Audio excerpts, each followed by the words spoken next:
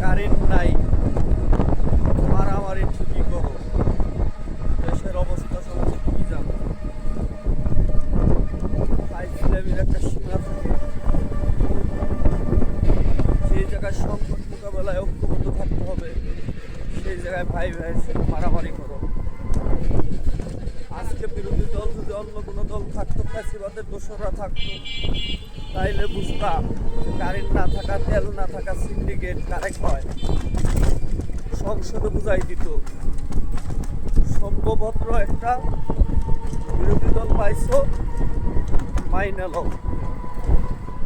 সভ্যভদ্র একটা বিরোধী দল অন্তত পক্ষে তারা সহযোগিতা করতে চায়। তারা সহযোগিতা করার জন্য কমিটিতেও লোক দিতে চায়। আর তোমরা করো বাইরে মারামারি, কুবাকুবি। ভদ্র হয়ে যাও, অতীত থেকে শিক্ষা নাও, অতীত থেকে শিক্ষা নাও। যদি ভাই ভাই ঝগড়া করো, তাইলে পরের পোলায় ঠিকই পাছায় লাথি দেবো। ভালো থেকো সবাই, আল্লাহ হাফেজ।